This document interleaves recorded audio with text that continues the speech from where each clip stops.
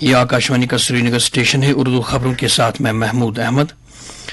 لوک سبھا انتخابات کے تیسرے مرحلے کے تحت کل 10 ریاستوں اور مرکز کے زیر انتظام 2 علاقوں کی 93 سیٹوں پر ووٹنگ ہوگی، جس کے لیے الیکشن کمیشن آف انڈیا کی طرف سے انتظامات کو حتمی شکل دی جا رہی ہے۔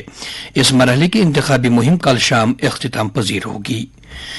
دریاسنا لوک سبھا انتخابات کے چوتھے اور دیگر مرحلوں کے لیے انتخابی مہم زور و شور سے جاری ہے۔ مختلف سیاسی پارٹیوں کے لیڈران مختلف ریاستوں اور مرکز کے زیر انتظام علاقوں میں ووٹروں کو اپنے حق میں کرنے کے لیے ہر ممکن کوششوں کے تحت ریلیوں، جلسوں اور روڈ شوز کا انعقاد کر رہے ہیں۔ وزیر اعظم اور senior B J P leader Narendra Modi نے کل ایودھیا میں ایک میگا روڈ شو کیا اور پارٹی امیدواروں کے لیے مہم چلائی۔ انہوں نے سگریو قلعہ علاقے سے روڈ شو شروع کرنے سے پہلے رام للا کے درشن اور پوجن کی۔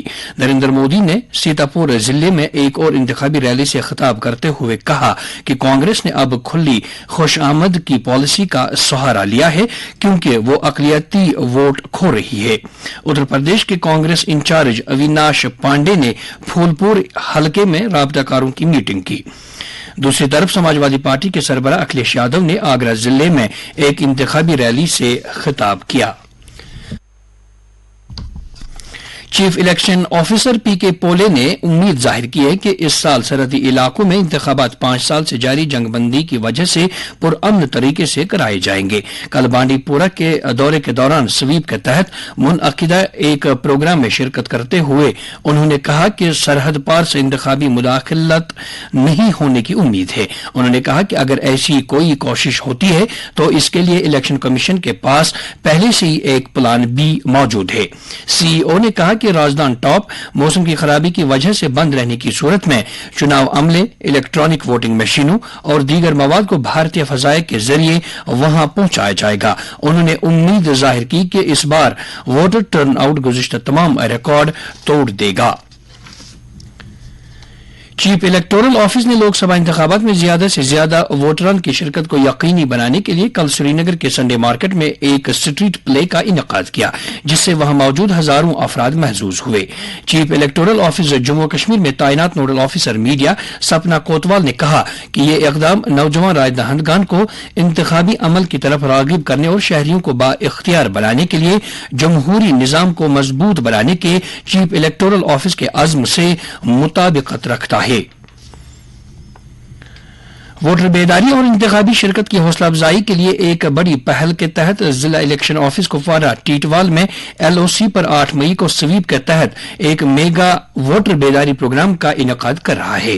ملک کے پہلے پولنگ سٹیشن سیماری سے ٹیٹوال تک ترنگا ریلی اور صوفی سینسیشن، یوتھ آئیکن کابل بخاری اور دیگر مقامی فنکاروں کا ایک شاندار ثقافتی شو جو ٹیٹوال گراؤنڈ میں صبح 11 بجے سے شام 4 بجے تک لائیو ہوگا، اس میگا ایونٹ کی جھلک کیا ہے۔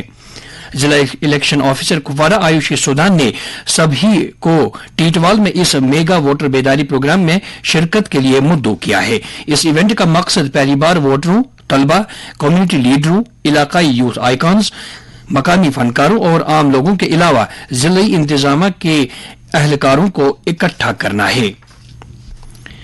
لوک سبھا انتخابات کے 7ویں اور آخری مرحلے کا نوٹیفیکیشن کل جاری کیا جائے گا۔ اس مرحلے میں 7 ریاستوں اور ایک مرکزی زیر انتظام علاقے کی 57 لوک سبھا سیٹوں پر انتخابات ہوں گے۔ آخری مرحلے کے لیے اس مہینے کی 14 تاریخ تک کاغذات نامزدگی داخل کیے جا سکتے ہیں۔ اس مرحلے کے لیے ووٹنگ 1 جون کو ہوگی۔ لیفٹیننٹ گورنر منوج سنہا نے کہا ہے کہ ثقافت معاشرے کی آواز ہے۔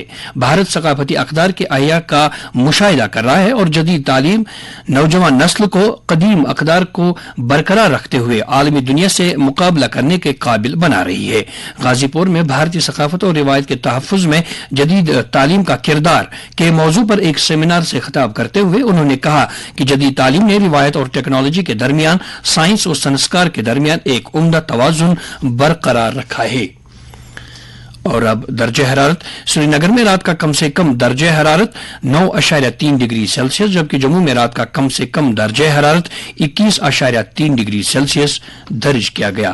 اس کے ساتھ ہی خبروں کا یہ بلٹن ختم ہوا۔